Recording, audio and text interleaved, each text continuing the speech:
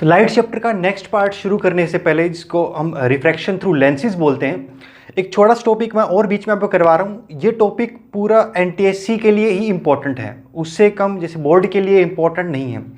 पर जैसे इस बार लग रहा है इस साल, तो मुझे लगता नहीं कि एनटीएससी होने के आसार है, पर फिर भी हम सीख तो लेते हैं क्योंकि सीखना ज़्यादा इंपॉर्टेंट है। क्योंकि अगर एनटीएससी नहीं भी होता तो कंपटीशन तो आपको कभी ना कभी फेस करना ही पड़ेगा, कभी तो एग्जाम में आप बैठोगे ही।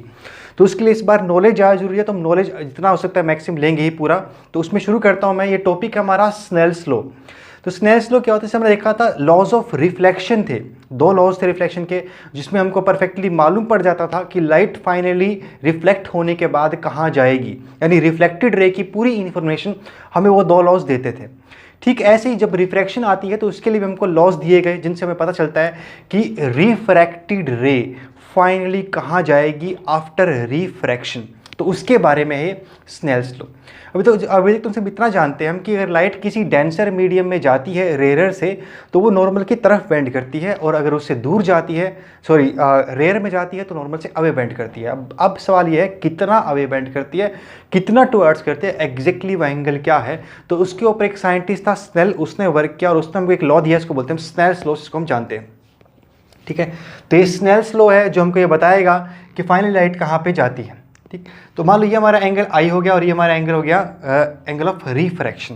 तो इसके बारे में स्नेल्स लॉ ये कहता है कि साइन ऑफ आई, अगर आप इसका साइन लिखोगे, साइन थीटा जो आप जानते हो, तो उसमें थीटा की जगह पर अगर आप आई पुट करोगे और नीचे साइन ऑफ आर लिखोगे, थीटा की जगह पर अगर आर पुट करोगे, तो ये n2/n1 के बराबर आएगा। n2 यहाँ पे रिफ्रैक्टिव इंडेक्स है दूसरे मीडियम का, और n1 इसका पहले वाले मीडियम का रिफ्रैक्टिव इंडेक्स है। तो μ2/μ नहीं बोल सकते अगर आपको उस नोटेशन से याद हो तो मेन पॉइंट याद रखने की बात यह है कि अगर इसका एंगल ऊपर आ रहा है तो इसका रिफ्रैक्टिव इंडेक्स ऊपर आएगा। अगर आप इसको पलट के लिखना चाहो तो भी सही है, कोई दिक्कत नहीं है। अगर आप sine of R upon sine of I लिखते हो तो फिर n1/n2 लिखना पड़ेगा, यानी कि जो एंगल ऊपर आ रहा है उससे दूसरा रिफ्रैक्टिव इंडेक्स ऊपर आएगा। ये याद रखने का सिंपल टेक्निक है कि जो ऊपर आया है उससे दूसरा रिफ्रैक्टिव इंडेक्स फिर ऊपर आएगा इज इक्वल टू के उस तरफ।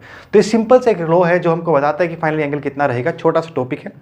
तो इसमें आगे मैंने एक एग्जांपल लिया है। तो कई बार क्या होता है कि जो एंगल्स होते हैं हमारे एग्जैक्टली नहीं आते हैं, तो उसमें बच्चों को डाउट रह जाता है कि भी कैसे उसको रिप्रेजेंट करते, कैसे लिखते, कैसे। 11th तक के बच्चों को भी दिक्कत रह जाती है। तो इसलिए मैं आपको सिखा रहा हूँ अभी कि रिप्रेजेंट कैसे करना है, तब जब आपको एग्जैक्ट एंगल ना मिल पा रहा हो।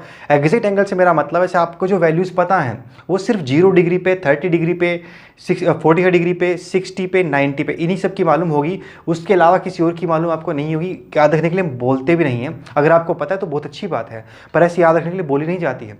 तो उन केसेस में कैसे निकलेगी वैल्यू जो आपको पता नहीं है, तो उसे रिप्रेजेंट कैसे करते हैं उसका ये तरीका है।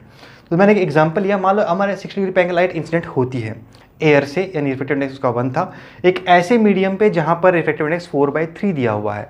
तो लाइट वहाँ पे एंगल ऑफ रिफ्रैक्शन कितना आएगा वो हमको बताना है। तो आर कितना आएगा उसकी वैल्यू हमको फाइंड आउट करनी है। तो सिंपल वही स्नेल्स लॉ लगाते हैं, sine 60/sin r is equal to 4/3। ये ऊपर आया और ये 1 नीचे आएगा, तो 4/3 रह गया, ये 1 चला गया यहाँ से, तो इसलिए उसको यहाँ से हटा देता हूँ। तो 4/3 आया।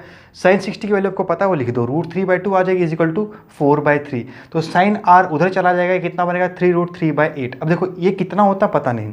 अगर ये साइन आर के इस तरफ 1/√2 आता तो आप एक झटके में बोल देते आर की वैल्यू 45 डिग्री है ना। अगर 1/2 आता आप 1 मिनट में कह देते कि ये तो 30 डिग्री आएगा, अगर इधर 1/2 रहता तो, क्योंकि वो बात आप जानते हो। लेकिन साइन की ये वैल्यू किस एंगल पे होती है ये आपको नहीं पता, याद नहीं रखनी है।